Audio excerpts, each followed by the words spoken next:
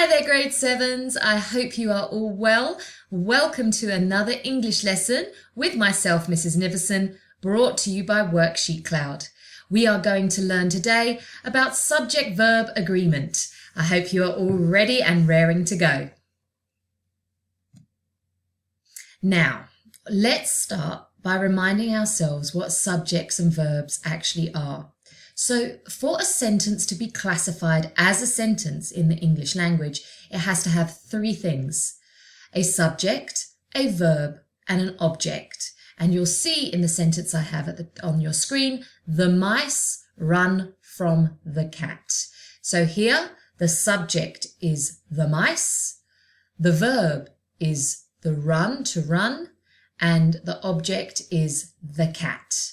And if you are unsure ever about subject, verb, object, then please do have a little look at our lesson on active and passive voice. But just so that we have it all very clear in our own minds, the subject is the one performing the action, the one that's actually doing the verb. So here, the mice are the subject because they are the ones that are running.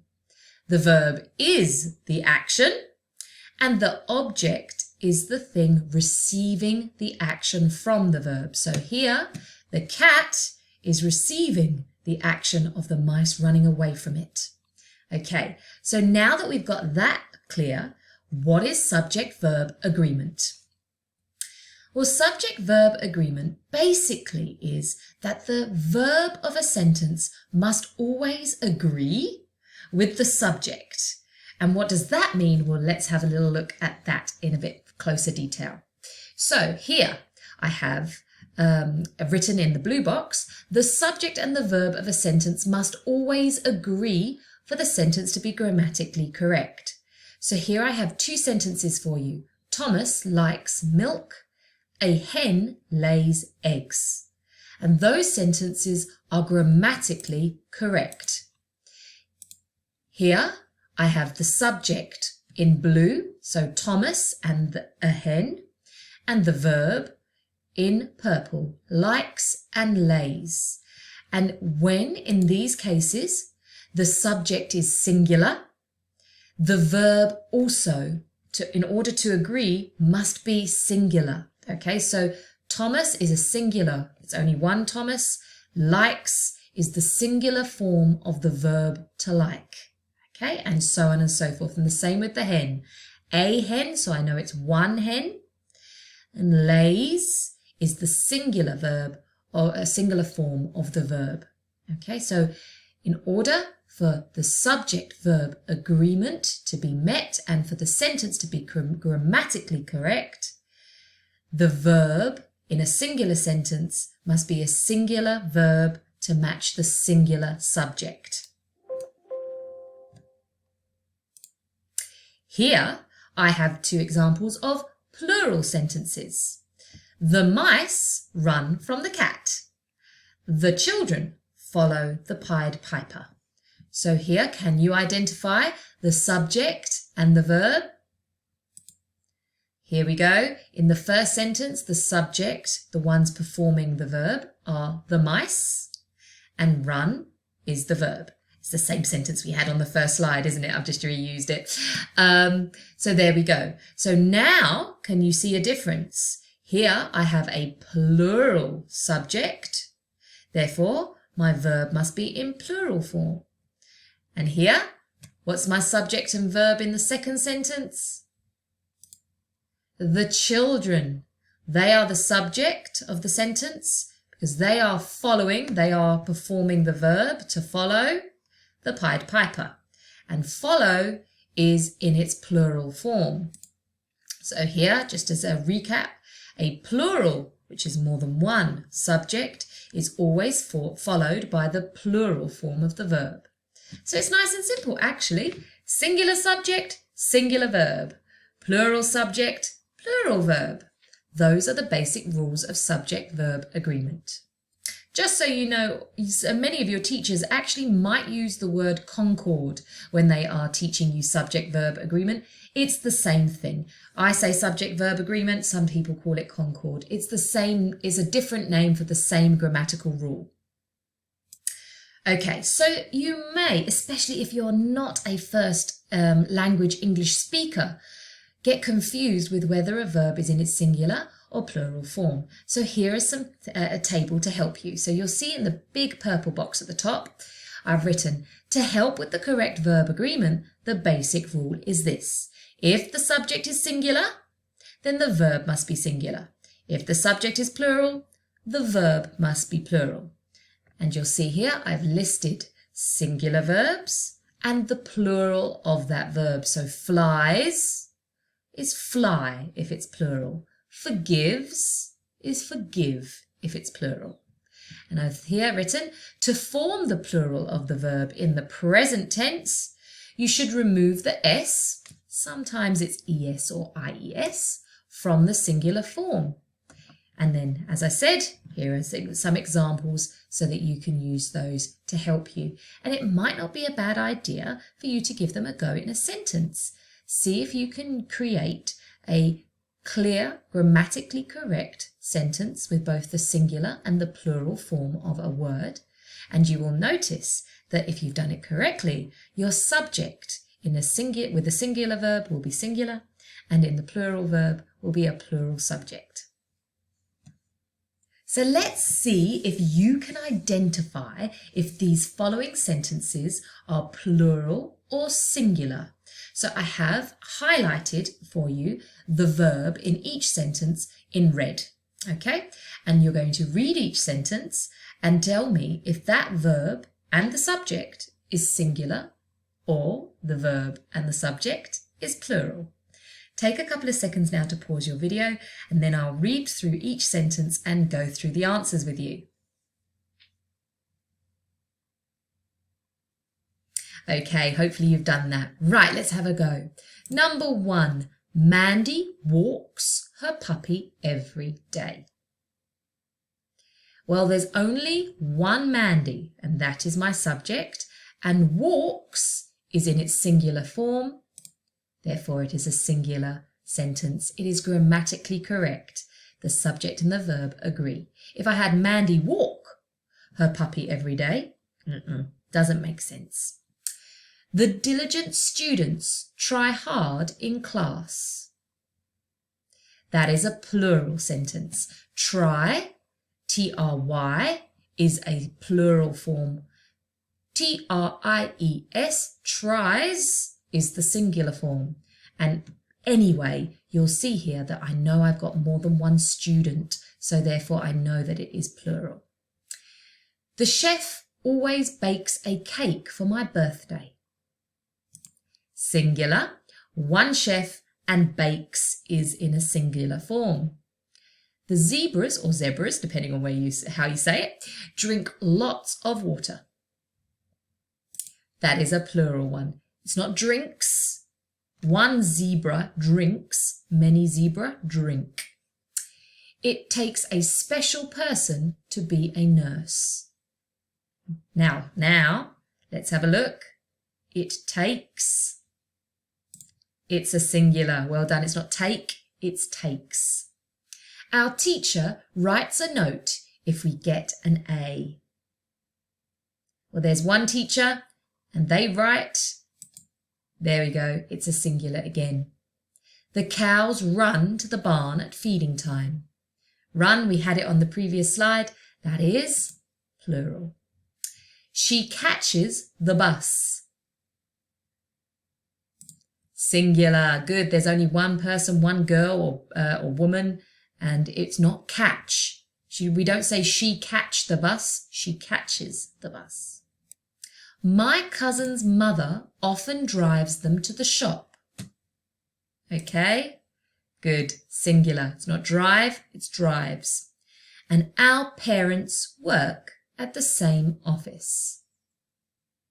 Good, there's no S on the end. It is the plural of the verb works. Well done. Now, if you wanted a little bit of an extension activity, go through those sentences again and this time identify for each case the subject and the object of the sentence. Okay, I did a couple of the subjects for you, so that might help. But you will see, as we've gone through it, the rule is very clear and easy. If it is a singular subject, it is a singular verb. If it is a plural subject, it's a plural verb. And remember, in many cases, to make a verb plural, just take away an S or an ES or an IES.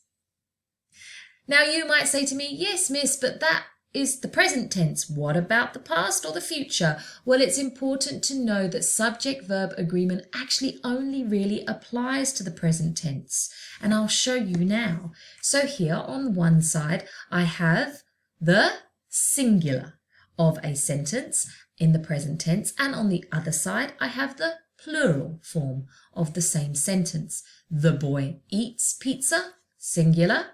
The boys, more than one, eat more than one pizza. Okay, so that's a plural. And so on and so forth. So this is the singular. The motorbike goes fast. The plural, the motorbike go fast. So that, motorbikes go fast. You can see here, there's the example of removing the ES. Your hat looks funky, or your hats look funky. My mum has a big home. My parents have a big home. The baby cries. The babies cry. Okay, so singular form, plural form. But if I were to put those sentences in the past tense, the verb doesn't change. So here's what I mean by that. In either sentence, if I was going to write it in the past, I replace the word eats or eat with ate. The boy ate the boy ate pizza. The boys ate pizza. So can you tell me what the past tense for the verb to go is? It's went. The motorbike went fast. The motorbikes went fast. So you see, subject-verb agreement it is not necessary in the past tense. Your hat looks funky. Your hats look funky. The word look or looks is replaced with looked, and it makes sense in both sentences. My mum has a big home. My parents have a big home. Becomes had a big home. The baby cries, the babies cry, and that becomes cried. And that would work in both sentences. So just to reiterate, subject-verb agreement is really only for the present tense. If it is written in the past, we have only one verb that makes sense in both singular and plural instances. Now, out of all of those 5 sentences, there's one that is rather unusual. So I told you earlier that a good simple rule to remember is that when we are making a verb plural, we take away the S, ES or IES. So here you'll see in eats, I take away the S to make the plural eat. In goes, I take away the ES to make go. And in cries, I take away the IES and change it to a Y. But the one that's rather unusual is has, and this is what I wanted to point out to you, is that in English there's always exceptions to the rule. I can't just remove the S from has and have my parents a big home. It doesn't make any sense. So we have the new word have. So just remember, it's not always the case. Whenever I tell you or any teacher tells you an English rule, just remember there's always exceptions to the rules. Now, the examples we've done so far have been relatively simple, but there are some tricky bits to remember, as with anything. So let's read the blue box together. The verb to be follows a different rule when it comes to subject-verb agreement. The irregular verb forms of to be are very commonly misused. So let's make sure that we get them right. Where there is one subject, so that's again we're saying singular, The correct use of to be is either is, am, or was. So I have here examples for you. I am feeling excited, or I was feeling excited. He is, or he was, very gentle. She is, she was playing tennis, or it is, or it was a bright summer's day. Okay, so that's for the singular. So it's I am, I was, he is, he was, she is, she was, it is, it was. Okay, that's the singular form. Whereas the plural form of to be is are or were. So here I've got the examples. We were, or we are excited. Sorry, I've said that the wrong way round, but you know what I mean. You are, or you were, all in deep trouble. They are, they were, playing all day. Okay, so you can see there are we, you, they. I'm telling you that it's a plural subject. I'm discussing a group of people or a group of things. So now we have revised subject-verb agreement. We know that every English sentence has to have a subject, a verb, and an object. We know that if it's a singular sentence, it has to have a singular verb and a singular subject. And if it's a plural sentence, a plural verb and a plural subject. And we've looked at the tricky bits, which are the to be, the verb to be. So now let's have a go at practice questions on this topic. Now, I remember I have chosen deliberately tricky ones that often get misused or incorrectly answered by grade 7s. Okay, so idea is if you select the right one and I click it, it will go green. The colour of the socks were bright yellow. The colour of the socks was bright yellow. Which one is correct? Take a couple of seconds and see what you come up with. The best thing to do, remember, is to try and identify this if it's a plural or singular subject. Okay, I'll tell you the answer. The answer is the second one. The colour of the socks was bright yellow. Why? Well, because in the above example, it is the colour that is the subject of the sentence, not the socks themselves, the colour of the socks. I know there's more than one sock, but it's the colour of them that is singular. Therefore, we need the singular form of the verb. How about this one? 3 other climbers and me reached the top together. 3 other climbers and I reached the top together. Which one is correct? Well done again if you went for the second one.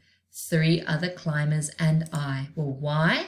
Well, this is what we call subject and object form. In the above example, the subject is the 3 other climbers and I. Okay, now I always remember my English teacher taught me that if you're ever unsure as to when to use me or I in a sentence, so if I'm saying my husband and I or my husband and me, remove the other party from your sentence and would it still make sense if you used me? So if I took away 3 other climbers and, does it make sense if I say me reached the top of the top? No, I reached the top. That makes sense. Okay, let's see if you can do this one then. The captain and his first officer were asleep, or the captain and his first officer was asleep. Which one is correct and why? Well, this time it is the first one. Why? Well, because in the above example, the captain and his first officer are 2 different people. He can't be the captain and the first officer at the same time. Therefore, it is plural. It's a plural verb of to be. So it is were, not was. Okay, so there's 2 people there. Therefore, the verb has to be plural. Okay, here's another tricky one for you. Sharks, like many other scavengers, feeds mainly at night. Sharks, like many other scavengers, feed mainly at night. Which is grammatically correct and which has subject-verb agreement?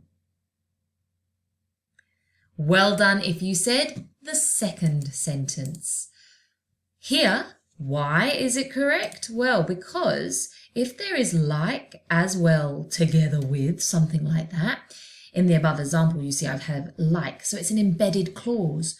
Well, you ignore the embedded clause and you look at the subject before the embedded clause to determine the subject verb agreement. So here, this is plural. There are more than one shark. So here, I have to have a plural verb.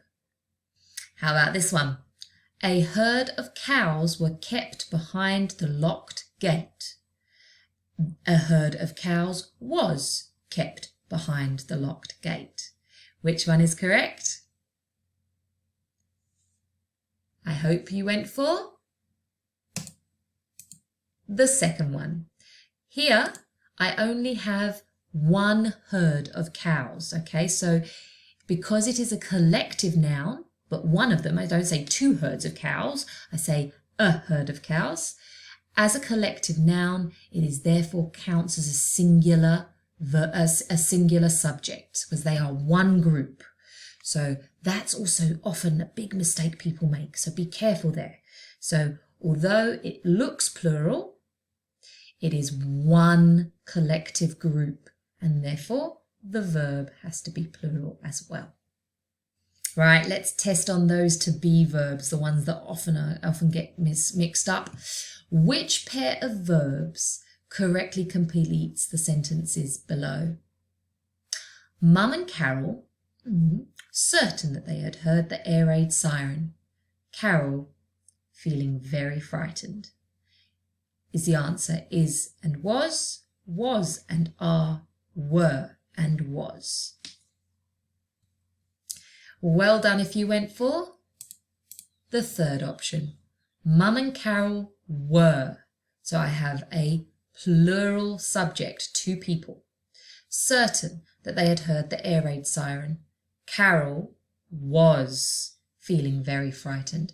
There's only one Carol, so it's a singular form of the verb to be. Okay, let's see how you get on with this one. Choose one verb in each pair to complete the sentences using standard English, which is what we would call grammatically correct English. We is or are going on holiday to Surfers Paradise. I is or am packing my swimming costume and towel in my suitcase. Okay, right, let's have a go. In the first sentence, the subject is we, therefore I know it is plural, and plural would be are. I, singular, but I is packing. I am packing. So in each of those activities so far, we've looked at plural verbs, but let's now change it up a bit. And this time I have got sentences where the subjects are missing. Can you put the correct subject into the sentence so that they all make sense? So the first one, enjoy playing board games. Almost made it singular then. Enjoy playing board games. The were parked outside the bus station. The was stuck in a traffic jam. Works hard during maths lessons.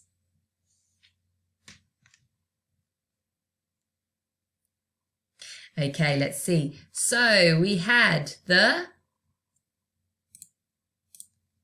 Sid and Violet. So here I know it was going to be a plural subject because enjoy is plural. So Sid and Violet enjoy playing board games. The bicycles were parked outside the bus station. Again here were plural. The bus was stuck in a traffic jam. Here was. So you could have been mistaken to have these the other way round, but if you had put bus here and bicycle here, it wouldn't have been grammatically correct because the verbs here is plural and here is singular. And that means lastly, this must be Marcy. Marcy works hard during maths lessons. Okay, and I couldn't have had the singular name up here and Sid and Violet down here because works is in singular form and enjoy is in plural. Okay, so now I have got 10 of these sentences, but we'll do 5 at a time. So here I have 5 sentences and verbs in brackets, a choice of verbs in brackets, and you're going to tell me which one makes the sentence grammatically correct because of subject-verb agreement. So, number 1, the players are or is going to the sports field to practice. Mark were or was going to go with his mum, but he had homework to do. Stacey is or are one of the kindest people I know. The teacher was or were very excited that her class won the competition, and they is or are one of the top schools in the area. Okay, let's see how you got on. The players are going to the sports field. This is a plural subject, a plural verb is needed. Mark was. Mark is singular, therefore was and not were. Makes sense. Stacey is.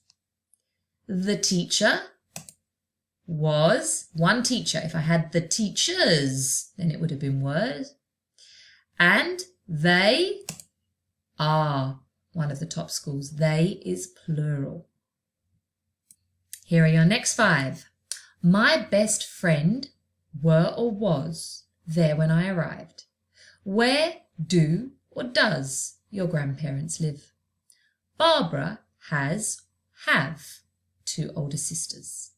Each child has a book to read. Making the cake are or is a lot of work.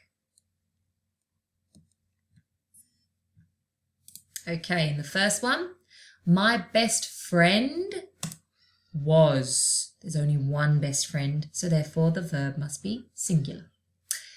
Where do your grandparents live? Now here, remember, grandparents, plural. So do, not does. If it was grandma or grandpa, then it would be different and it would be does. Barbara has 2 older sisters. Each child has a book to read. Making the cake is a lot of work. One cake is. Well done, grade 7s. So I hope that you can answer this question with a definite yes. You are feeling confident with subject-verb agreement. But before we finish our lesson today, let's just have a little look at these last 7 examples, because again, these are the ones that we've gone over earlier that I said are the tricky ones that often catch people in grade 7 out. So let's have a look and see if you can identify the correct verb in order to make the subject-verb agreement grammatically correct.